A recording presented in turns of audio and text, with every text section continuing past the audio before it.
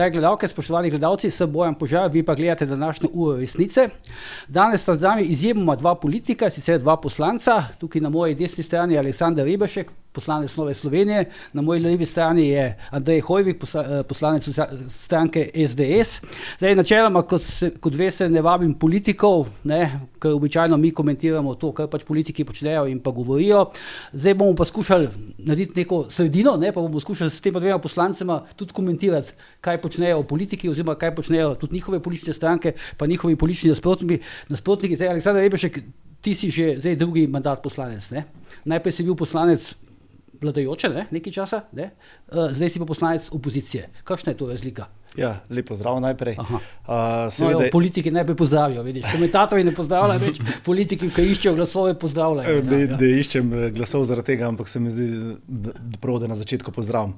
Ja, najprej sem bil opozicijski poslanec v času Šarčeve vlade, potem sami veste, da je Marjan Šarec vrgel puško v koruzo in takrat smo dobili, priložnost, da smo delali v vladi Janeza Janše in takrat mislim, da smo se tudi zelo dobro izkazali. Zdaj, prej sem rekel, da nikoli ne more biti tako hudo, da ne bi mogli biti še hujše, zdaj smo pa zopet v opoziciji pod vlado Roberta Goloba. Ampak zdaj, če si poslanec pozicije, vlade, po principu kaj, sam dviguješ roke, glasuješ in tako dalje? Ne, ni res. Velikokrat do zdaj se je dokazalo, da lahko kot poslanec pozicije bistveno spreminjaš nekatere stvari, so koalicijska usklajevanja, tam pride do preigravanja različnih možnosti, koalicija pride na kup vse politične stranke, ki so v koaliciji in takrat se dogovorimo, kaj bomo naredili. Seveda spet ni vse na tebi, je na celi koaliciji in sem mnenja, da se je pod vlado Janeza Janše bistveno bolje delalo, kot se pa dela zdaj, ko se praktično nič ne dela oziroma se dela v škodo naših državljanov.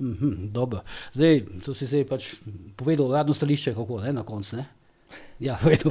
Zdaj, Andrej, ti si šele prvi mandat, ne? Ja, drži prvi mandat. Izhajaš pa iz poslanske družine na pol, ne? Pokojna mama je bila poslanka Zelenih, drži, ne? Ja, drži. Moja mami je bila v letih 92 pravzaprav delegatka, takrat še ni bilo državnega zbora kot takega in je bila takrat del Demosa. Sicer Zeleni so imeli v programu zanimive stvari, naprimer proti oboroževanju in tako naprej, ampak ona je bila takrat, ko je bilo treba glasovati, da se Slovenija obrani, glasovala proti stališčem svoje takratne stranke in jaz sem zelo na njo ponosen in ja, nekako so bila eno obdobje, pol je žal umrla za rakom, so bila del časa jaz kot poslanec in ona kot bivša poslanka, ne vem, če bi lahko veliko politikov to rekli. Ja, ampak to zdaj pomeni, odzun poznamo na Zahodu, imamo te politične dinastije, ker v bistvu je politika poklic, in tako dalje, Ti si potem zdaj že po tej logiki že malo blizu temu, funkcija poslanca skoraj da dedna, ali kako? Ja, lahko bi temu tako rekel, ampak jaz sem dobil izredno priložnost leta 2020, takrat, ko je, kot je rekel Aleks, Marjan Šarec vrgel puško v koruzo, je mene v resnici povabil vodja kabineta, takrat gospod Čuhelj, v kabinet Janeza Janše in jaz sem takrat pravzaprav začel kot javni uslužbenec, potem še v Kandrijaniču, takrat ministru, sicer iz kvote Nove Slovenije, sem pomagal vzpostavljati službo za digitalno preobrazbo in potem sem pa dobil priložnost v volilnem okraju Škofja Loka, da sem kandidiral in tudi bil izvoljen za poslanca SDS-a. Zdaj, omenil si Marka Borisa Andrijaniča, on je zdaj pri Demokratih, Ja, drži. Pa tudi zate, verjetno veš, občasno se pojavljajo govorice, fake news, da boš prestopil k Demokratom. Ja, čisti fake news, to so lansirali pri Reporterju, se mi zdi in tudi... A tam so lansirali? Ja, tam so lansirali, mislim, da je iz Svobode to prišlo, ali ne vem, skje. Absolutno, jaz sem takoj rekel tudi kolegu Logarju, da jaz sem v SDS-u in bom v SDS-u. Ne, to govorim zaradi tega, ker pač iz novinarskih izkušenj ti povem, da največkrat je, kada je nekje nek dim, je tudi ogenj. Ampak ta ogenj so zanedali v koaliciji, ne v opoziciji. Aha, dobro, ja. Zdaj, povabil sem pa tudi zaradi tega, ker se mi zdi tako, da sta v principu precej glasna poslanca, Ja, kar ja, mislim, da sva. Vsaj pa za nas, ki to nekako opazujemo od zunaj, mogoče tudi včasih samo na podlagi teh izsekov, ki prihajajo iz razprav na splet in tako dalje. Zdaj pa me zanima, če se strinjamo s tem, da sta glasna, sta tudi vplivna ali ne? Temu primeru. Zdaj v navezavi na prejšnjo vprašanje... Če veliko govoriš o državnem zboru, pomeni tudi to, da si vpliven ali ne? Težko rečem, da bi to pomenilo, ampak za nekatere stvari se pač pripravljam metati na zobe. In na stvari glasno in jedrnato tudi opozarja tisto, kar mi je sveto in tam, ker vidim mogoče vsaj malo možnosti, da bi lahko konkretno kaj spremenil. V navezavi na prejšnjo vprašanje bi mogoče samo to dodal, če bi človek lahko izbiral, da je bistveno bolje biti v vladi, koalicijski poslanec, kakor pa v opoziciji. Konec koncev, kot pozicijski poslanec lahko konkretno nekaj narediš, ne samo za Savinjsko, ampak tudi za celo Slovenijo, za državo in tako naprej. Kot opoziciji pa lahko recimo samo opozarjaš. Pa pa tudi občutek je bistveno boljši, ko lahko nekaj narediš. Jaz sem prišel v državni zbor tudi zato, da si svojo plačo želim zaslužiti in nekaj konkretno narediti, čisto preprosto povedano. Ja, jaz bi, če smem dodati, jaz sem pa kot opozicijski poslanec, naprimer, sem predlagal že kar nekaj časa nazaj, združevanje Zoisovih pa državnih štipendij, to pomeni za dosežke in te socialna pomoč, no in takrat je bilo tako, da je koalicija pol povozila na isti dan, ko smo to obravnavali, naš predlog in vložila svojega in seveda je pol bila ta zadeva urejena, tako da moč pravzaprav tudi imamo, s svojimi konstruktivnimi predlogi, čeprav pol koalicija reče, da to je ona sprejela, ampak damo pa pobudo, pa še en primer, naprimer, jaz sem zelo glasen, prihajam iz Škofje Loke, kjer je ta odmevno zdaj invalidsko podjetje CSS, jaz sem bil takrat res glasen in tudi na podlagi naših pozivov in tudi Aleks je naredil vse, kar je lahko, smo mogoče, da ta podjetje ni šlo v likvidacijo, da je minister Mesec končno spoznal, kaj mu zakonodaja veleva in zdaj pa na ministru Boštjančiču, da naredi to, da bo to podjetje še v nadaljnjih letih zaposlovalo in delalo v skladu s statuti. V teh njegovih zadnjih nastopih pri ministru Boštjančiču je bil malo skeptičen glede tega. Ja, absolutno, on sploh ne vem, kaj dela tle. Vidim, da je proti temu, da bi postala to neka strateška naložba države. Mislim, sej ni nujno, tukaj bi rešili to podjetje, če bila strateška naložba, ampak rešitev je več, ampak to, kar se gre, tukaj govorimo o parih 10 000 evrih, naprimer v SDH imajo pa plače, vsi vemo, koliko debeljak zasluša, tako da tukaj je absurd, da se sploh pogovarjamo, ko gre za invalide, mislim, da tukaj res ne bi smeli finance vplivati, bi pa sam dodal v tem primeru. Niste na tem primeru, recimo, pa dobro, zdaj, mogoče ne toliko ti, ki si samo poslanec, ampak recimo Luka Meseva, potem Loteč in tako dalje, niste tukaj politiki malo tako, bom rekel, nabijali zaradi tega, da pač ste zaslutili neko priložnost? Ne, nikakor ne, jaz sem to povedal, da ne grem političnega boja, to je rekel. Ker Mesec je bil nekaj časa, je bil gor, kada bi bil tam zaposlen celo, no? Ja, ves čas je bil on je po moje politiziral to, kaj je dojel, da tukaj bo priložnost za PR in tudi, naprimer, stranka Levice je potem, ko je on reševal na rokovajih to podjetje, to slovo sponzoriralo, to je meni absurdno, to je sponzoriralo, da bi si dala denar, da je pokazala Meseca kot rešitelja.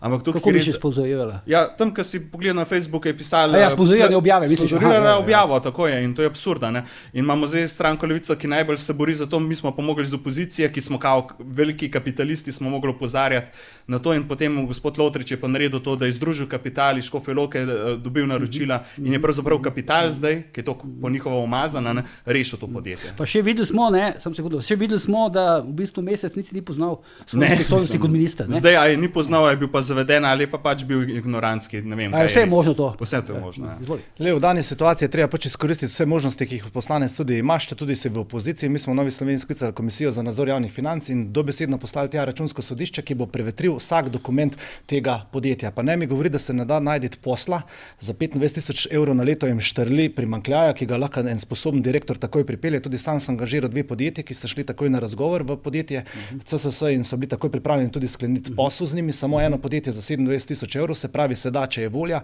če ima pa minister Boštjančič oziroma ta vlada neke druge interese, pa se jasno pokazali. To smo tudi kot poslanci vršili, bom rekel, neizmeren pritisk na odločevalce, tudi na Luka Meseca, da ne vloži ta sklep proti likvidaciji, kar se je kasneje tudi zgodil.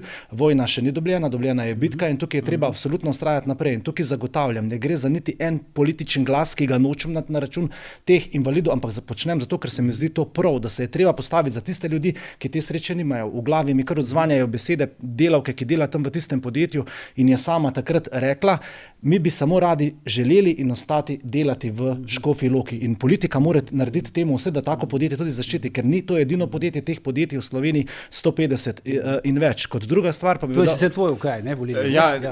Ampak jaz sem pa šel v to zadevo, ker pravzaprav živim 1 kilometer stran, jaz te poznam ljudi, sem jih tudi vozil še, ko sem bil ministrant v Škofji Loki, sem jih vodil k maš, prav te ljudi, ki so tam zaposleni in meni je bilo to noro, ko sem slišal sploh to, da je bila likvidacija sprožena in tukaj bi pa dodal še to, no, to je res absurd, kar smo spremljali, da govorimo o invalidskem podjetju in potem je bilo, ja, se bojo drugam zaposlili. Te ljudje tam živijo, veliko jih živi tudi zraven je dom za ostarele oziroma tudi za te invalide in oni lahko tam edino delajo. Niso ne vem kako mobilni pa to. Niso mobilni in je to res vse, kar sem pa jaz v zadnji slišal in tudi najbrž si ti poročal in tudi v medijih je bilo, da je bil tle namera graditi varovana stanovanja na tem področju, kdo bi to kupil. Pa še to bi pa res dodal, no, moč medijev se je tle pokazala. Gospod Slak iz 24 ur pa vemo, kakšno je naše stališče glede komercialnih medijev, ki so velikokrat sprožili, da SDS ni bila absolutno zmagovalka in sestavljala vlade, ampak tukaj se je videlo, da je Uroš Slak naredil svoj del, mislim, da je ne vem kolikrat imel, vsaj 10-krat to temo in je pravzaprav on s tem medijskim pompom sprožil tudi to, da so se ti vodilni uglasili in pač naredili, kar so mogli po zakonu. Ja, tam so personalno malo povezani, ne? Nekatere novinarke Pop TV-ja z zaposlenimi v tem podjetju. Ne? To ne vem, ampak Uroš Slak je naredil svoj del, kot je potrebno. Če je to neki ponesel, potem je res je. Nekaj smo ga prekinili. Uroš Slak in pa tudi številni novinarji, javnost celotna je naredila pritisk in tukaj moramo ustrajati. Govori pa to samo v eni zadevi in sicer, da smo samo enotni lahko močni in premikamo meje. In tukaj se je pokazalo, da enoten narod, ki je odločno stopil na stran teh invalidov, tega podjetja, lahko dosega, bom rekel, zelo velike cilje. In tukaj se ne smemo predati, ustrajati je treba do konca. Vsako delovno mesto je treba ohraniti, nezaposlen človek nas bistveno več stane, poleg tega pa je treba zaščititi interese invalidov, ki prispevajo v ta socialni krog, imajo svojo zaposlitev in tako naprej. In ti ljudje se ne morejo sami braniti. In tukaj je naloga politike, da odločno stopi proti tem, ki želijo to podjetje poceni prodati. Nekdo bi tam zgradil stanovanja in bi se recimo masno okoristil na račun teh ljudi. In hvaležno vsem skupaj, ki so pri tej zgodbi sodelovali proti tej vladi. Tukaj je po mojem samo javnomnenjski pritisk, ne? Je sprožil to, potem pa ta odziv. Ne, ampak največji absurd, če še to povedati, da je rekel minister za finance, da mi politiziramo. Oni politizirajo, ne? To je dejstvo. Mi smo samo opozarjali na to, kaj je fair, pa kaj je prav.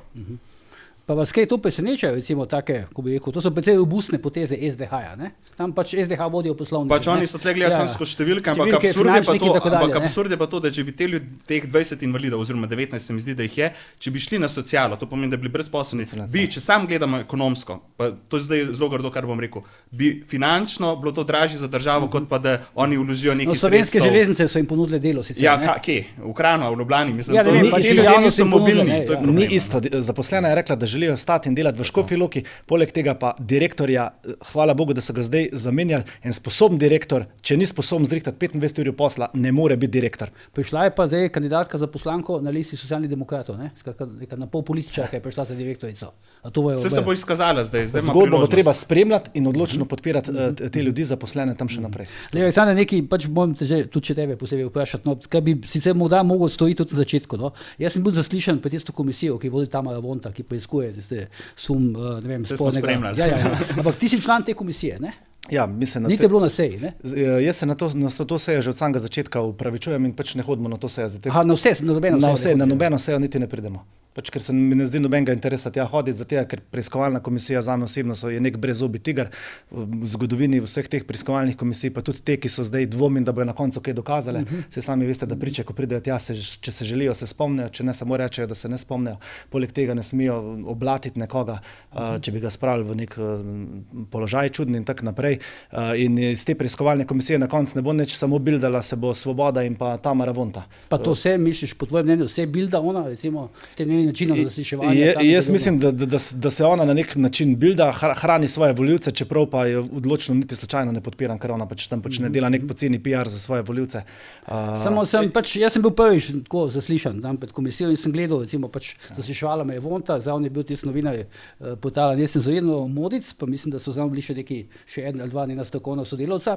Ostalo pa 3 ali 4 ali 5 poslancev, ne? Tako precej nezainteresirani so me delovali. Eni so hodili ven, so prišli nazaj noter, neki so gledali svoj računalnik. Ona je imela naprej pripravljena vprašanja. Ja, pa hoče vedeti, kakšna je pa vloga po ostalih poslancev, kaj so tam zaradi sklepčnosti? Pa se to je večinoma na vseh preiskovalnih komisijah, da poslanci pač pridejo, ampak načeloma predsednik preiskovalne komisije ima svojega strokovnega sodelavca, ki mu tudi pripravlja vprašanje, ki prebira gradivo namesto njega in tako naprej. Največja vloga je vedno na predsedniku oziroma predsednici preiskovalne komisije. Vidi se pa, da Tamara Vonta pač ni dorasla temu, kar tam sprašuje in da je njen edini modus operandi popacati vse ostale, ki ne pihajo v isti rok ta vlada Roberta Goloba. Jaz vidim še to preiskovalko. Vi pa, mislim, vaša stranka pa itak šla ven s te komisije. Ja, itak je že Mojca Šetinc Pašek rekla, da je to gonja proti SDS, absolutno. Ja, to je rekla kasneje, ne? Potem, no, mislim, ko so jo, ki je zabijala gole, a ne, oziroma avtogole, prej tega ni govorila, pa je seveda zdaj ona največja nasprotnica Svobode, tudi nam v opoziciji, kaj pove, kaj se dogaja v Svobodi včasih, a ne, tako da je zelo zanimivo poslušati,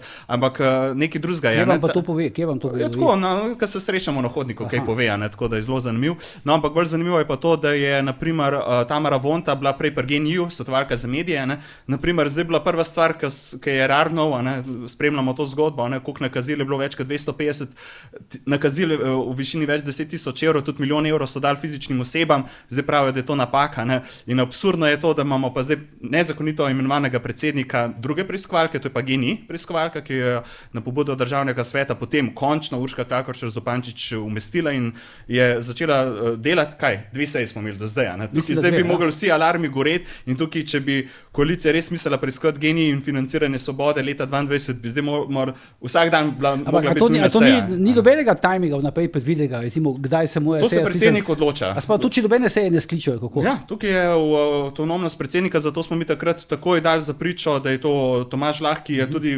kandidiral na listi Gibanja Svobode in tukaj so seveda tudi Tomaž Lah je lahko fizično dal denar, da je on bil potem izvoljen. Se vemo, kako gre to. Fizično oseba lahko da v kampanji kolikor če denara. Ja, tam, tukaj jaz pač vidim, pa se mi zdi, tako bom rekel, dosti logično sklepanje, je pač podjetje GEN-I dalo en kup nekih posojil fizičnim osebam. Tako. Te so potem nakazali na Gibanje Svobode. Mislim, pač izigrale, pač nakazovali verjetno denar oziroma v obliki donacij na stranko. Lejte, pojmo malo zgodovino 3 leta nazaj. Gibanje Svobode je nastala, v resnici je kuplo po domače, podkuplo koga? Lebna, ki je bil predsednik stranke Zelenih dejanj, takrat je bilo famozno, to bo zelena stranka, so jo kupili, on je zdaj, kaj je državni sekretar v KPV, v kabinetu predsednika vlade in pravzaprav oni so konec januarja nastali, torej 3 mesece pred volitvami. Kar je pa najbolj zanimivo, to pa mediji ne poročajo toliko, kdo je pa pravzaprav bil takrat še zelo aktiven v kampanji Inštituta 8. marec. Kdo je ustanovitelj Inštituta 8. marca, Aleks, ti veš, Simon Maljevac, torej minister za solidarno prihodnost, je ustanovitelj Inštituta 8. marca. Zanimivo je bilo pa to, da je on pravzaprav 3 ali 4 tedne, par tednov pred volitvami izstopil kot ustanovitelj. Se pravi, mi imamo pravzaprav take akte, da si ti ustanovitelj enega inštituta, izstopiš kot ustanovitelj. Kako je to sploh možno? To je zanimivo, oni so en akt spremenili in potem je on zdaj neodvisen minister Levice. Hkrati je bil pa ob tistem času je bil pa generalni sekretar Levice. To pomeni, da v enem stavku Inštitut 8. marca je enako stranka Levica. Treba je tukaj samo še eno stvar dodati. Poslanci, ki so kandidirali na listi Svobode, so imeli res veliko srečo, skoraj vsak je bil izvoljen, če ne drugega zaradi tega, ker je nekdo ostal minister. 50% možnosti si imel, da bo izvoljen. 50% možnosti si imel, da si izvoljen na listi Svobode, se pravi, Golob je bil odvisen od vseh njih, zdaj so pa ti poslanci vsi odvisni od Roberta Goloba. Zaradi tega, ker se namreč zavedajo, da njihov čas tik-tak se odšteva in na koncu bo to stranka še mogoče 10 poslancev in da neke 3/4 teh poslancev najverjetneje pa mogoče še kaj več ne bo več izvoljenih v državni zbor in bojo Golobu štango držali do konca. Se jim bo Golob po izteku mandata najverjetneje tudi uredil službe. In je zdaj vzajemna podpora, bom rekel. Golob je posil na cedilu veliko že svojih ljudi, tudi osebnih prijateljev. To drži. To vprašanje, kaj se bo zgodilo s temi poslanci. Na odboru za infrastrukturo. Mislim, da so 3 poslanci, ki so bili zaposleni prej v GEN-I-ju in imajo zamrznjeno delovno mesto. To pomeni, 3 poslanci odločajo o infrastrukturnih projektih, pravzaprav o zakonodaji. Naprimer, en tak zakon je omnibus zakon, da lahko zdaj na Družmirskem jezeru gradijo prvo plavajočo sončno elektrarno, ki jo bo najbrž financiral tudi GEN-I, prek holdinga Slovenskih elektrarn. Slavnostno pa odprla Nika Kovača. Absolutno, Nika Kovač, ki je bila preborka za pitno vodo, zdaj pa ne slišimo, ko gre za kanal C0, ne slišimo, ko gre zdaj za to, kaj zdaj fajta v Bruslu tamle za pravico do splava. Mislim, absurda. Ja, zdaj, če sta prej rekel, da sta znana, pa sta se strinjala kot glasna poslanca, zdaj ti tvoji spopadi, recimo, z Urško Klakočar Zupančič, pa kaj smo že lahko spremljali, kako ti to dojemaš? Recimo, je to delaš, bom rekel, zato, da tudi sebe promoviraš, ali to čutiš, da je pač treba v nekem momentu iti v ta spopad?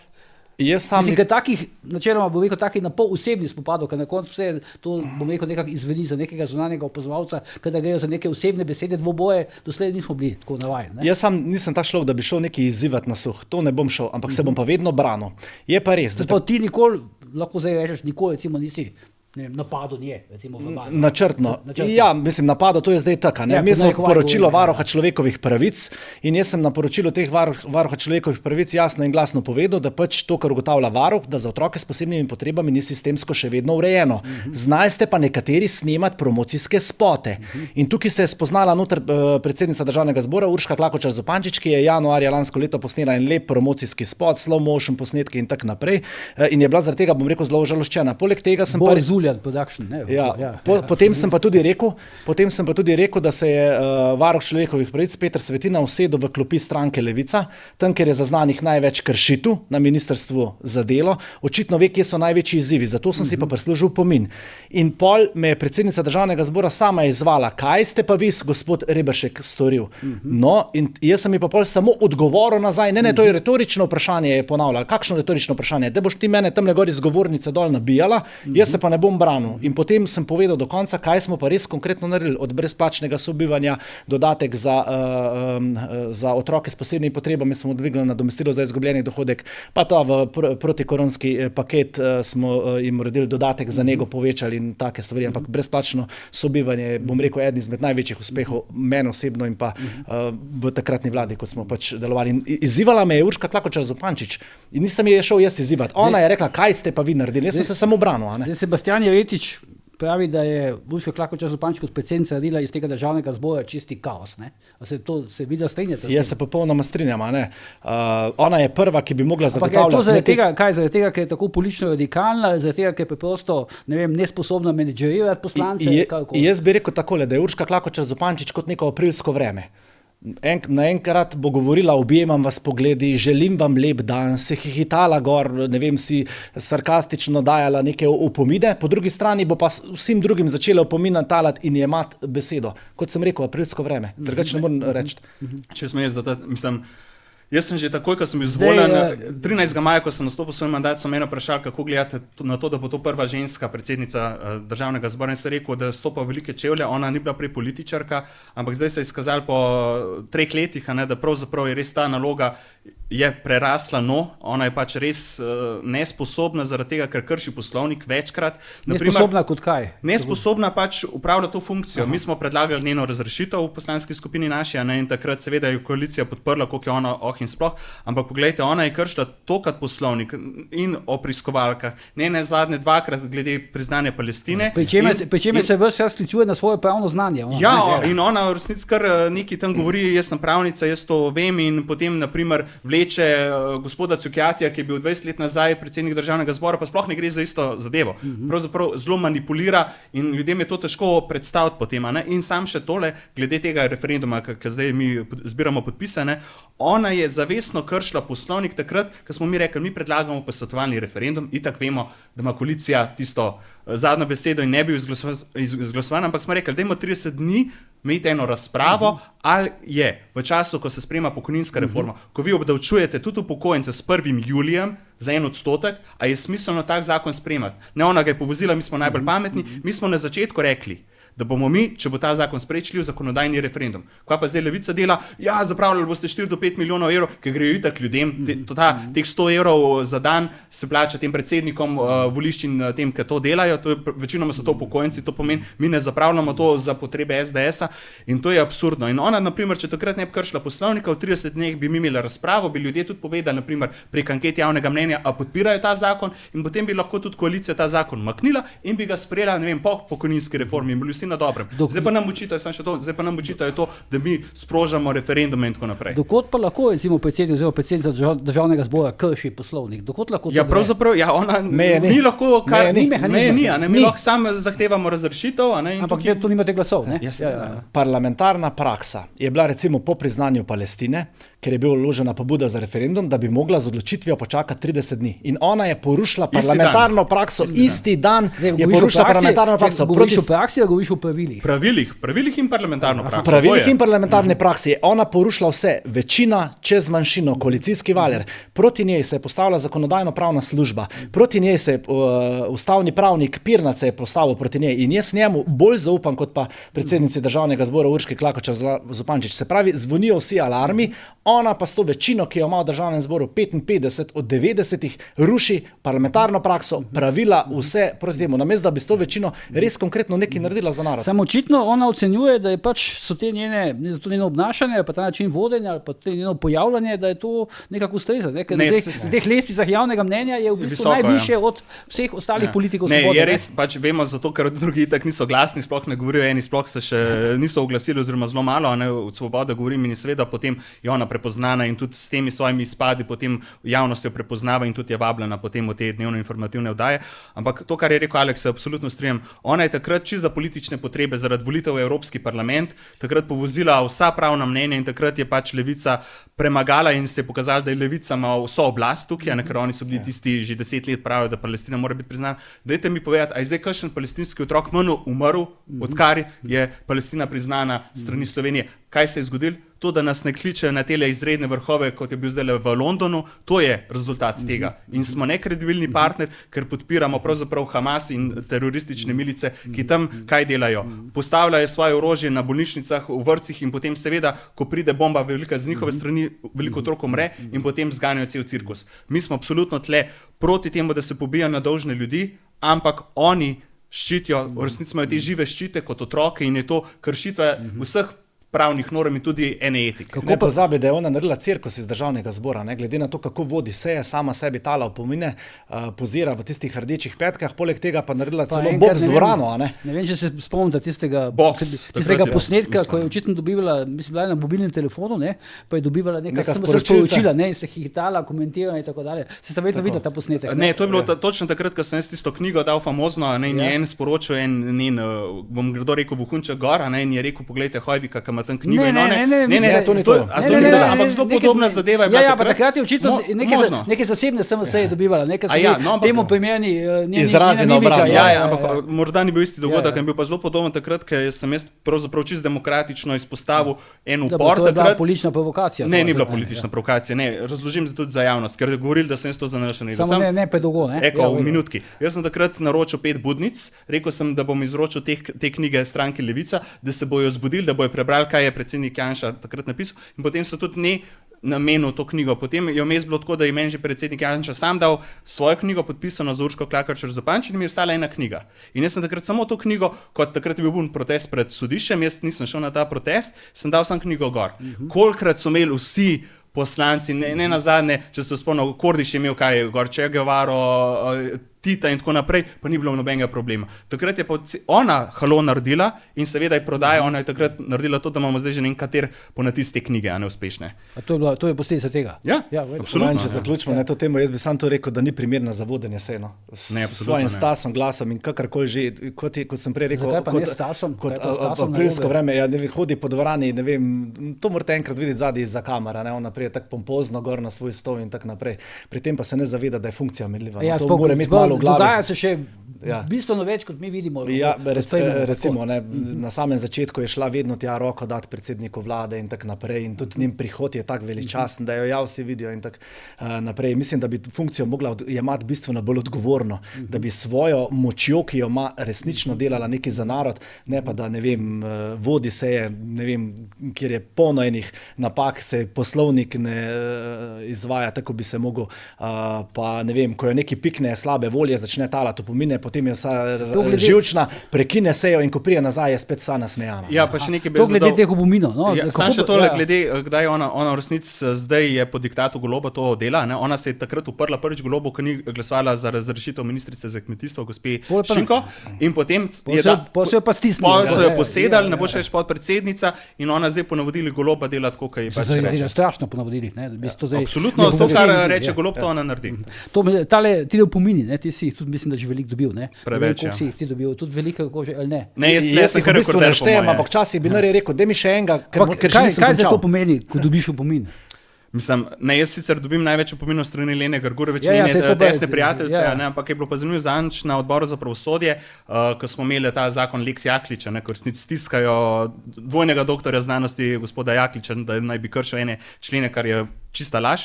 No, ampak da grem k bistvu, ona je takrat Lena Grgurevič dala na glasovanje, da se meni odzame besedo in zanimivo, Urška Klakočar Zupančič je bila vzdržana. Se ni upala takrat oglasiti, zato sem obdržal besedo, ker jo je pa izučilo, ko je pa kolego Črnaču na eni izmed prejšnjih sej, so pa glasovali in so mu prvič v parlamentarni demokraciji z glasovi večine odvzeli besedo. Torej opoziciji, ker pravzaprav ne govorimo o kolegu Črnaču ali po meni. Mi smo glas ljudi, ki so nas izvolili in mi imamo po ustavi svobodno voljo, da govorimo. V čem je taka strast pa želja potem, da se odzemajo glasovi? Ja, pri dveh opominih potem tudi ne moreš glasovati več, ampak jaz mislim, da gre tudi sem za prikaz moči.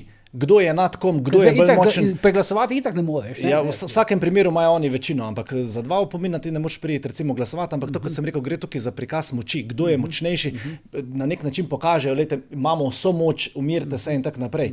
Zadnjič celo na eni seji odbora za zdravstvo, ne samo da dajo opomine, nam jemljajo tudi pravico, da govorimo. Predsednica odbora za zdravstvo, ko je bila glede tega Tamara Kozlovič glede prodaje in pa uporabe alkohola na šolskih površinah, poslancem opozicije ni želela dati besedo, je seja takoj prekinila oziroma nadaljevala kar z glasovanjem, kljub temu, da smo se pravi čas prijavili na razpravo. Tukaj pa potem ni več meje in nastajajo zelo veliki problemi. Ne morajo meni kot poslancu prepovedati, da v državnem zboru ne govorim, če je to moja naloga, da govorim, razpravljam v državnem zboru, in Svoboda jemlje tudi to pravico.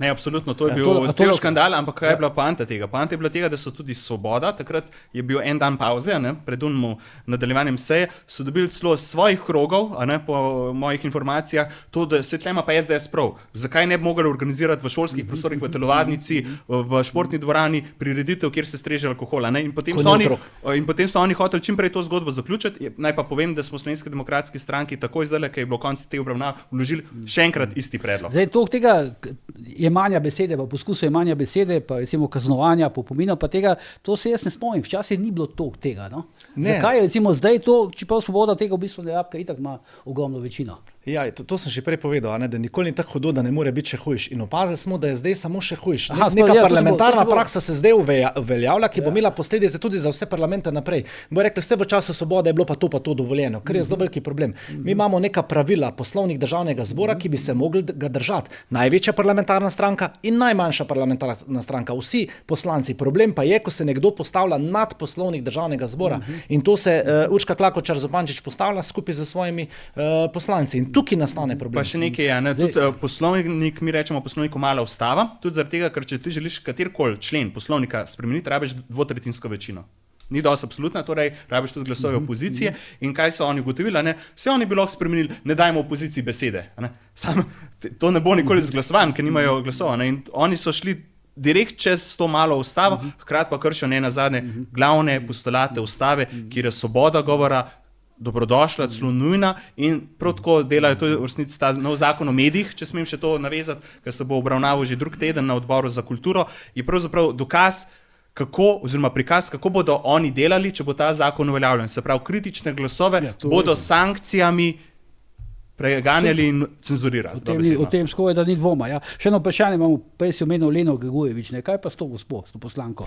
Lena Grgurevič je... To se mi zdi pa še na trenutke hujši primer. Ja, Lena Grgurevič je prikaz tega, ker ni bila izvoljena za sodnico, večkrat kandidirala in mora zdaj te travme, se mi zdi, prikazati nad nami, koliko ima ona moč, ampak poglejte, predstavljajte si, da imate tako sodnico. Kjerokoli. A je za čist banalne stvari, če gre pa za človekove pravice. Torej, dokazi so, pravila veljajo, ona jih direktno krši. In jaz si ne predstavljam države, zato je tudi predsednik naš gospod Janša rekel, da imamo mi pravzaprav krivosodje, kajti če so taki sodniki, kot je ona na sodišču, je pol ničeno, da smo, kjer smo, hvala Bogu, ona ni sodnica, bom rekel še bolje, kljub samo bolje, da je poslanka, da je predsednica odbora za pravosodje, ker kljub samo to javnost spremlja, vemo, pri sodbah je zadeva malo drugačna, kjer imamo sicer vse v ustavi zapisano, da so sodbe javne, da ima javnost pravico, pa je to kršena večkrat. In sam še dodam, zdaj, Lena Grgurevič je pač prikaz te, da svoboda je pravzaprav tista svoboda, ki jo opisuje film Moj ata, socialistični kulak, kjer so rekli, zdaj je svoboda, v diktaturi saj veš, kaj smeš in ne smeš, v svobodi pa nikoli ne veš, kaj lahko in kaj ne. Jaz bom še sam tole dodal, da Lena Grgurevič je tista poslanka, ki jo težko poslušajo tudi koalicijski poslanci. Se pravi, njeni lastni poslanci. To se vidijo, kako? Ja, to se zelo dobro vidi, se kar obračajo, tudi z očmi zavijajo in tako naprej, da ima tudi težave v svojih vrstah pri svobodi. Ne samo, da je ne moramo poslušati v opoziciji ali pa tudi ostali državljani, ampak tudi probleme ima v svojih lastnih vrstah, ki se kar križajo stran, gledajo in tako naprej. Ko ona spregovori. Zdaj, malo gremo že proti koncu, moram sem še vprašati, par vprašanj imam še glede teh vaših odnosov, ki jih imate, mislim, stranke SDS pa stranke Nove Slovenije, se prej smo že govorili okoli teh preiskovalnih komisij. Kako je zdaj, kdo je zdaj kriv, recimo, da ni? Po vajnem mnenju, poslušamo skozi Tonina, poslušamo Janšo, poslušamo Jelko Godec, pa poslušamo vašega vodjo poslanske skupine, ampak kdo je v principu kriv, da ni tiste preiskovalne komisije v Golobu oziroma GEN-I-ju in tako dalje? Ja, direktno povem tako, kaj je. Če bi takrat Nova Slovenija prispevala podpise, bi bila preiskovalka, ki bi jo vodila opozicija, že ustanovljen na začetku mandata, to je dejstvo, ki tudi Aleks ne more zanikati, to drži. Zdaj bo Aleks demantiral. Ja, to pač ne, to drži. Zdaj bo Aleks sigurno rekel, da je to bilo pokojevano, kdo bo v KNJF-ju, torej, ali pa v KNOVS-u, torej v teh komisijah, ki jo ima opozicija. Ampak jaz pravim, no, da tukaj bi Nova Slovenija mogla takrat prikazati to, da smo res opozicija, ne, zdaj se zaveda, da en let smo pred volitvami in zdaj kaže svoje zobe tudi s sklicevanjem nujnih sej Komisije za nadzor javnih financ, pa ne bi zdaj polemiziral z Aleksom, ki se mi da super razumeva, so tudi v pomembni preiskovalni komisiji glede domnevne kraje otroka. Ne? In tukaj naj sam še dodam to, da se vrnem na predsednico Državnega zbora, naprimer gospa, ki vodi to društvo izgubljenih otrok, je bila pri predsednici Državnega zbora. Sama Urška Klakočar Zupančič je dejala, da bo naredila vse, kar je v njeni moči, da pridemo resnici do dna. Ko je bilo pa treba glasovati o ustanoviti te preiskovalke, je pa ona glasovala proti. Tukaj se ta dvoličnost tudi predsednice Državnega zbora vidi. Vi ste pa zdaj glasovali za začetek ustavnih sprememb. Ne, nismo glasovali, mi smo prisotnost dali, pravzaprav, da smo omogočili, to drži, da smo omogočili nadaljevanje, ker smo tudi v SDS-u trikrat že vložili podobno pobudo, ne strinjamo se pa, da ima predsednik republike to moč, da reče, ti boš minister, ti ne, to se pa ne strinjamo in zato se pa strinjamo, da je zdaj ta imenovanje predsednika vlade in ministrov zelo tako zakompliciran, ker imamo v enem delu imamo celo dva predsednika vlade, en pravzaprav, ki upravlja takoče posle, en pa ki je izvoljen. Pa ni enostavno ministra razrešiti, ne? Ja. Zdaj, kar se tiče preiskovalne komisije, bi rad zelo jasno in pa glasno povedal. Na začetku tega mandata... GNI Golob, ne? GNI Golob. Na začetku mandata te vlade smo imeli dve opozicijski stranki, Nova Slovenija in pa SDS. Najbrž se strinjate, da ne more vse pripadati SDS-u, z vsem spoštovanjem. Podpredsednik Državnega zbora je vaš poslanec. Naslednje, potem pa imamo še dve komisiji, ena je KNOVS, druga je pa Komisija za nadzor javnih financ in ena od teh pripada tudi Novi Sloveniji. In mi smo takoj na začetku dali podpise za to preiskovalko. Najbrž vem, kaj sem podpisal. Ti si dal podpis. 100%. In takoj smo ga dali vsi podpise in potem smo samo rekli SDS-u, dajmo se dogovoriti, kdo bo imel eno izmed teh komisij, vi, eno pa mi, ker se mi zdi logično. To je podobno kot pri poslanskih vprašanjih predsednika vlade. Dve vprašanje SDS, eno mi, oziroma kontra, dve mi, eno pač SDS. In smo takoj te podpise tudi prispevali. Mene so pa v življenju naučila, da so v življenju pač važne prioritete. Zdaj, a ti je več pomembno, da bi Goloba preiskoval, ali pa ti je bolj pomembno, da ti zapenjaš za Novo Slovenijo in pač rečeš, lejte, ne dajo podpisu. Mi smo podpise dali. Takoj, ko bi vi dali svoje člane v te dve komisiji, pa bi se zmenili, kdo bo te komisijo tudi vodil, bi vi imeli podpise v rokih, pa tega recimo niste želeli. Zakaj pa recimo zdaj Anže Logar, kakor slišim, se dogovarja in da bo prišel v Komisijo za nadzor javnih financ, ker bomo odstopili svoj stol. Enako bi naredili tudi za SDS. Drugič, preiskovalna komisija, ki jo je ustanovil Državni svet. Naša svetnika sta tam aktivno sodelovala. Seveda je pol Urška Klakočar Zupančič pa Svoboda stvar tako daleč zapeljala, da z te preiskovalne komisije ne bo nič, ker jo vodi tudi Lah. In pa še tretja stvar, spremenila je tu zdaj zakonodajo, ker smo še enkrat dali podpise glede energetike in je spremenila zakonodajo, da tu z te preiskovalne komisije ne bo nič. Ampak če potegnem črto, mogoče se mi zdaj pogovarjamo o neki oslovi senci, z vsem spoštovanjem, ne narobe razumeti. Jaz mislim, da preiskovalne komisije, ki so zdaj v teku, pa tudi bivše, na koncu ne bojo pokazale nič in ne bo nekega resnega epiloga, ne bojo neke stvari zaprle, zato ker priče, ki hodijo na preiskovalno komisijo, se nič ne spomnejo, če se tako tudi želijo. No, če smo tukaj, jaz se z Aleksom tle ne strinjam. Jaz sem se vse spomnil, ko smo... Recimo, to ste vi. Jaz bi sam nekaj, tukaj, Aleks, moraš pa povedati, da glede na to, da smo mi imeli takrat še, ki je bil še demokrati, so bili še del SDS-a, na to pomeni smo imeli tudi kolega Kaloh, 27 poslancev, vi pa 8, logično je, da ima Komisijo za nadzor javnih financ, ki je najpomembnejša komisija, ki ima opozicijo, da pripada največji opozicijski stranki. Tukaj se lahko oba strinjava. Takrat je bilo na mizu to, da bi imeli vi obveščevalno službo, torej KNOVS, in tukaj se mi zdi, da je čist fair, bom rekel, ta deal bil.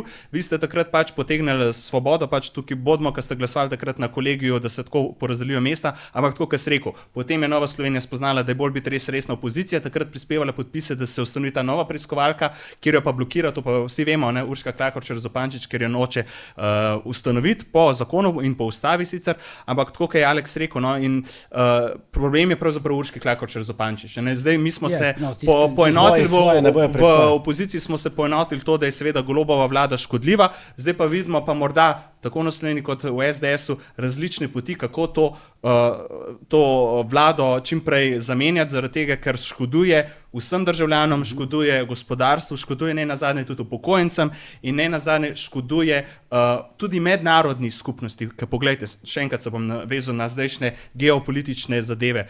Goloba pravzaprav ne vabijo nikamor, logično, kdo bi vabil predsednika, ki je imel priložnost se povezati s gospodom Trumpom, ko je imel priložnost, je bil celo vabljen, oziroma imel vabilo na mizi, je šel kraj k Bidenu takrat, in Kamalo Harris podprl, hkrati pa podpira neposredno Hamas, ker je vlada priznala Palestino kot neodvisno državo in poglejte, Palestina je v zdajšnjem pogledu pravzaprav enako Hamas. To ne govorimo o milijonih prebivalcev, se bom takoj zaključil, vem, da se nam odi. Ja, ampak ne hočem reči, da ta priznanje Palestine ni nič pripomoril k deeskalaciji na Bližnjem vzhodu. Jaz bi tukaj samo eno stvar dodal. Lahko čas Zupančič ni kriva, da se niste vi zmenili za preiskovalno komisijo. Ok, to lahko rečemo. Na začetku mandata. Jaz bi povedal to ključno, kar je najbolj boleče, je to, da ima koalicija, bom rekel, zgodovinsko večino 55 poslancev, ki bi resnično lahko nekaj dobrega naredili za narod, tako pa to večino izkorišča, da si bo depolitizirala vse medije, to večino izkorišča za preimenovanje praznikov. Spomnite se, prepovedati so hoteli drva, prepovedali so martinovanja, dvigujejo nam davke, ne rešujejo romske problematike, vedno več ljudi čaka v čakalnih vrstah pri zdravstvu, poln kup ene birokracije, šli so z neko plačno reformo, razveljavili naš zakon o dohodnini, ki je vsem prinesel višje plače, v glavnem vse delajo proti narodu, proti naši državi. Zakaj pa delajo? Ali vam še nekaj dopolniti, Alex? Zakaj to delajo? Mislim, v čem je logika? Mislim, moja logika je taka čisto preprosta. Mi imamo ministra za nedelo, čeprav bi mogli imeti ministra za delo. V čem je neka racionalna logika takega početja?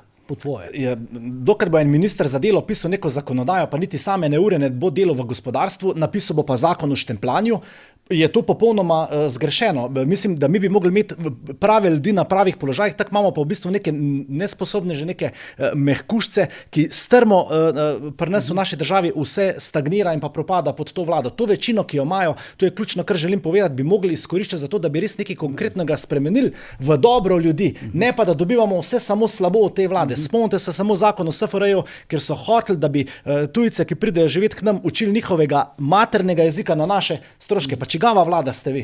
Točno to. Jaz bi sam dodal še en nonsens oziroma absurd te vlade. Glejte, na začetku mandata so oni takrat ukinili zakon o dohodnini oziroma ga tako spremenili, da so dvigali najemnine iz 15 na 25%, to je ta davek, potem so znižali do 5000, je bila meja zdaj za splošno olajšavo, če bi bila naša vlada oziroma če bi ta zakon bila zdaj 7500, to pomeni vsak povprečen državljan ali v zasebnem ali v javnem sektorju bi imel neto eno plačo več na leto, hkrati pa zdaj, kaj pa zdaj delajo, zdaj pa grozijo z novim nepremičninskim davkom, ki bo kao 600 milijonov evrov pobral, in bojo kao razbremenili zdaj plače. Mislim, to so taki absurdi, ker rečeš, kako sploh lahko s tem predsednik vlade preživi. In tukaj se vidi, da mu pač mediji še kimajo, zaenkrat, zakaj, in spet se bom vrnil z zelo pomembnemu zakonu, ki bo drug teden na mizi, zakon o medijih. Ker ta zakon je pa pravzaprav direktna korupcija za medije, ki bodo še naprej kimali in vsi pa vemo, volitve se odločijo zadnji teden. Zadnji teden, Pop TV, Nacionalka,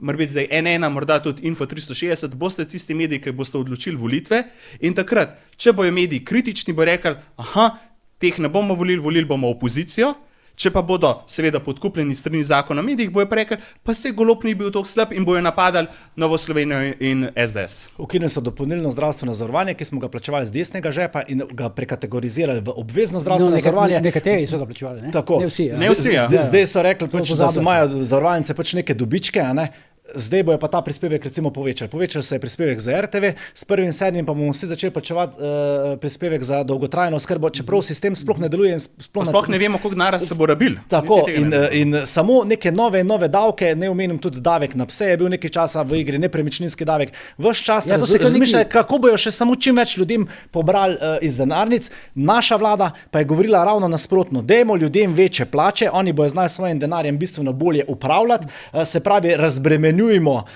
recimo ta vlada se ukvarja, ko bo povečala minimalno plačo, s tem se povečajo tudi prispevki podjetij in to pomeni, bom rekel, nek nov val podražitev. Naša logika je šla pa v smer, dajmo ljudem večje plače, ne se država odpove svojemu delu pogače. Takrat sem poslušal Luka Mesca, ki je rekel, 800 milijonsko luknjo boste zvrtali v proračun. Ja, kje? Na koncu se je nabral 50 milijonov več. Ja, logično, ljudje so dobili več v svoje denarnice in ker so dobili več svoje denarnice, je država na mehek način, ko so šli v trgovino, ne vem, pa plačevali določene stvari, na mehek način denar nazaj pobrala. In to je logika. Ljudem je treba dati več, da imajo več v denarnici. Ta vlada dela pa ravno nasprotno. Še eno zadnjo vprašanje. No, zdaj, ko pride predsednik, pa kaj zadnjo, ko bomo končati, ko pride predsednik vlade, pač v ponedeljkih občasno, ne, pred vas, ne, na poslanska vprašanja.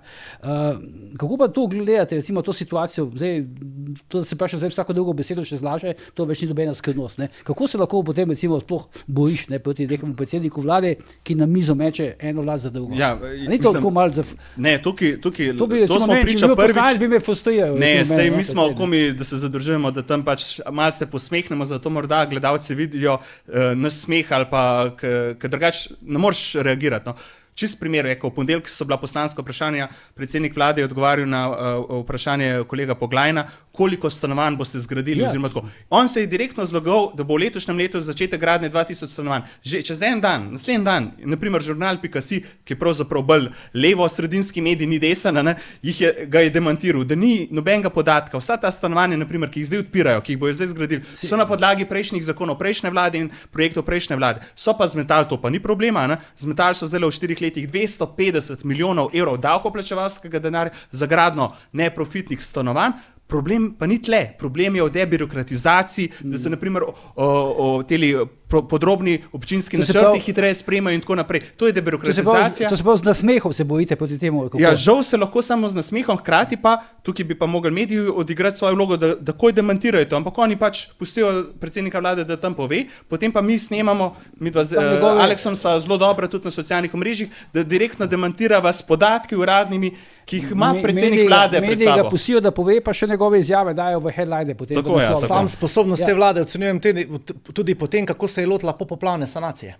Recimo, če so rabili leto in pol, da so podrli na hišo, se mi zdi, da je to zelo en tak verodostojen podatek, kako so nesposobni. In predsednik vlade na teh poslanskih vprašanjih čist preprosto, zavaja, bom rekel, slovensko javnost, ni problem lagati in tako naprej, to kot so lagali v 30 dneh do specialista, 30 tisoč stanovanj, danes pa se niti ne morajo zmeniti, bo teh stanovanj 2000 na leto ali jih bo 3000 leto, celo predsednik vlade skače v besedo ministru in ga popravlja, kaj je pač povedal. Se pravi, brez kakršne koli slabe vesti pride tja in pač govori, kar si je pač mislil in sam, da čim prej to vse skupine in potem isto po teh 4 vprašanjih tudi gre z dvorane. Jaz bi sam še dodal za gledalce in poslušalce, lejte, vsako stvar, ki jo Golob reče ali pa ta vladna koalicija, pejte preveriti na net 5 klikov ali pa vprašajte umetno inteligenco. Imamo zdaj ChatGPT, Grok, ki direktno pove, kaj je res in kaj ne.